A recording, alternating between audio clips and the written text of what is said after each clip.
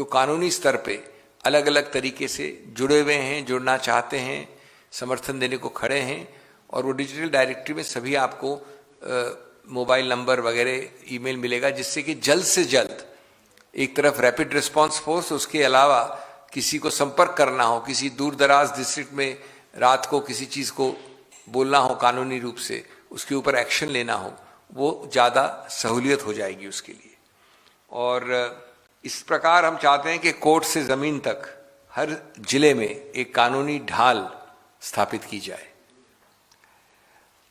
एक और हमारा मुद्दा जो रहा है अभी हाल में विशेष रूप से आरटीआई एक्ट। हम सब जानते हैं कि आरटीआई एक्ट सिर्फ कांग्रेस लाई नहीं थी, सिर्फ कांग्रेस ने उसको कार्यान्वित नहीं किया था, लेकिन वो एक परिवर्तनकारी, क्रांतिकारी परिवर्तन की एक चीज थी। और हमने ये भी देखा है कि उसको निरंतर कमजोर किया जा रहा है, निरंतर क्षीण बनाया जा रहा है, निरंतर उसको पतला किया जा रहा है, हर रूप से, परोक्ष रूप से या सीधे रूप से। और उसके हाल में भी अमेंडमेंट देखे हमने, डेटा प्रोटेक्शन एक्ट में एक और तरीका निकाला गया कि किस प्रकार डेटा प्रोटेक्शन की जगह डेटा को सप्रेस भी साथ साथ किया जाए।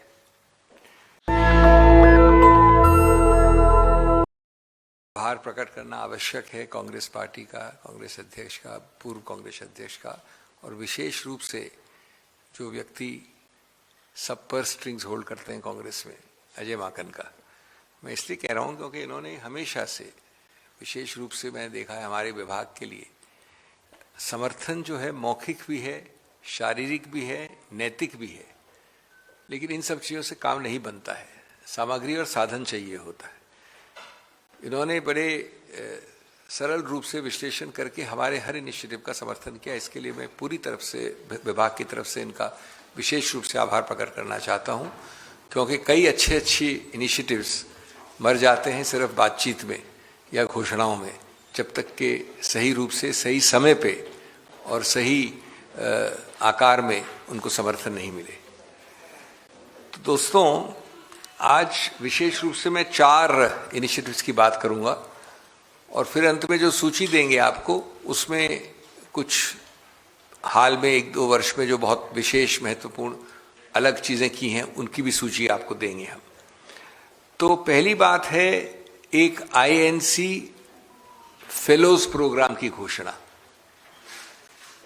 ये लगभग 3 महीने के प्रोग्राम होंगे, जिनका उद्देश्य है कि जो युवा हैं, युवा लोग जो कानून से संबंधित हैं, जो क्षेत्र में हैं, पढ़ाई कर रहे हैं, बहुत युवा जो काउंसिल हैं, उनको अग्रणीय पंक्ति में रख के उनको इन्वॉल्व किया जाए, भागीदारी की जाए सांसदों के साथ, और उनको जोड़ा जाए 3 महीने के एक प्रोग्राम में, जिससे वो कांग्रेस के स्टाइल को देखें, कांग्रेस की फंक्शनिंग को देखें, और वो बराबर रूप से सांसदों के साथ और सोशल मीडिया विभाग के साथ उनको समर्थन दें, असिस्ट करें।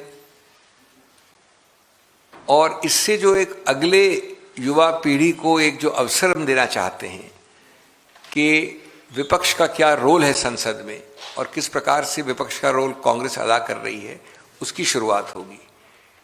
तो इसको मैं अपनी पहली घोषणा के हिसाब से आपके सामने रखना चाहता हूं, क्योंकि युवा सोच और कानूनी जोश, लोकतंत्र को इसी से मिलेगा एक नया होश और हौसला।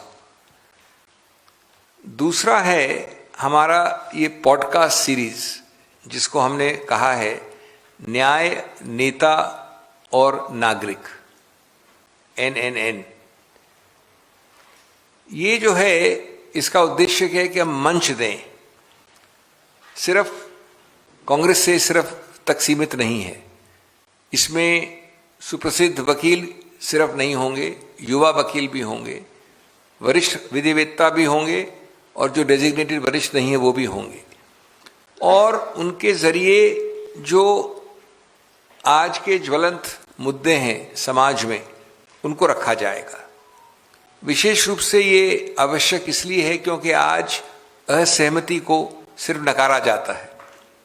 तो ये एक संवैधानिक वार्तालाप, एक पुनर्स्थापित करने का प्रयत्न होगा कि जिसमें नागरिक, न्याय, संविधान और जो लीडर्स हैं संसद में, संसद के बाहर, वो क्या कर सकते हैं, उसको केंद्र बिंदु बनाने का प्रयत्न किया जाएगा।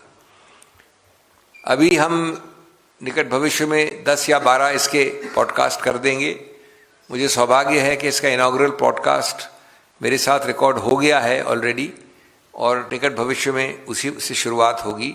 और उसमें अलग अलग तरह के लोग, और जैसा मैंने कहा, समाज के, सोसाइटी के लोग, सिर्फ जो कांग्रेस पार्टी में उन तक सीमित नहीं है ये। और हम इससे एक संवाद की जीत और एक दमन की हार का संदेश देना चाहते हैं न्याय, नेता और नागरिक से।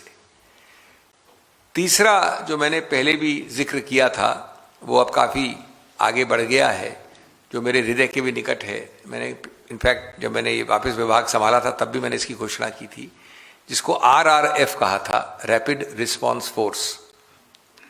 ये इसका उद्देश्य है कि करीब करीब हर डिस्ट्रिक्ट में शुरुआत करिए, बाकी बाद में हम डिस्ट्रिक्ट के नीचे भी जाएंगे, तहसील जाने की भी कोशिश करेंगे, लेकिन एक बार हर डिस्ट्रिक्ट में कम से कम 5 और हो सके तो 7 ऐसे व्यक्ति हों कानूनी, जो खड़े होकर किसी मूल मुद्दे, ज्वलंत मुद्दे पे कांग्रेस का समर्थन कर सकें, जो किसी लीडर को वो कानूनी सपोर्ट दे सकें जो कोर्ट कचहरी में आवश्यक होता है।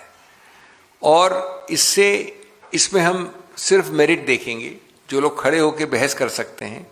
ये ज़रूरी नहीं कि वो राजनीति में हो, ज़रूरी नहीं कि कांग्रेस से जुड़े हों, लेकिन कांग्रेस से सहानुभूति रखते हों, उनके मुद्दों और कॉजेज़ को समर्थन करना चाहते हों, तो वो खड़े होंगे। और ये सबसे ज़्यादा आवश्यक होता है शहरों में नहीं, बड़े शहरों में नहीं, बड़े बड़े हाई कोर्ट्स में नहीं, लेकिन डिस्ट्रिक्ट के स्तर पे, जहाँ की बहुत हद तक मैं समझता हूँ 80% एक प्राथमिक सूची बन गई है और वो काफ़ी अग्रसर है कंप्लीशन की तरफ। और इसी से संबंधित जो दूसरी चीज़ है कि हम एक डिजिटल डायरेक्टरी बना रहे हैं। वो सिर्फ RRF तक सीमित नहीं है, उससे ज़्यादा व्यापक है, ज़्यादा बड़ी है, लेकिन इसमें वो सभी नाम होंगे जो कानूनी स्तर पे अलग अलग तरीके से जुड़े हुए हैं, जुड़ना चाहते हैं, समर्थन देने को खड़े हैं। और वो डिजिटल डायरेक्टरी में सभी आपको मोबाइल नंबर वगैरह, ईमेल मिलेगा, जिससे कि जल्द से जल्द एक तरफ रैपिड रिस्पांस फोर्स, उसके अलावा किसी को संपर्क करना हो, किसी दूर दराज डिस्ट्रिक्ट में रात को किसी चीज़ को बोलना हो कानूनी रूप से, उसके ऊपर एक्शन लेना हो, वो ज़्यादा सहूलियत हो जाएगी उसके लिए। और इस प्रकार हम चाहते हैं कि कोर्ट से ज़मीन तक हर जिले में एक कानूनी ढाल स्थापित की जाए। एक और हमारा मुद्दा जो रहा है अभी हाल में विशेष रूप से, RTI एक्ट। हम सब जानते हैं कि RTI एक्ट सिर्फ कांग्रेस लाई नहीं थी, सिर्फ कांग्रेस ने उसको कार्यान्वित नहीं किया था, लेकिन वो एक परिवर्तनकारी, क्रांतिकारी परिवर्तन की एक चीज़ थी। और हमने ये भी देखा है कि उसको निरंतर कमज़ोर किया जा रहा है, निरंतर क्षीण बनाया जा रहा है, निरंतर उसको पतला किया जा रहा है, हर रूप से, परोक्ष रूप से या सीधे रूप से। और उसके हाल में भी अमेंडमेंट देखे हमने, डेटा प्रोटेक्शन एक्ट में एक और तरीका निकाला गया कि किस प्रकार डेटा प्रोटेक्शन की जगह डेटा को सप्रेस भी साथ साथ किया जाए। और उसके ऊपर एक याचिका भी हमने की, जिसमें मैं भी पेश हुआ हूँ अभी हाल में, जिसमें कि उच्चतम न्यायालय ने कारण बताओ नोटिस भी दिया है।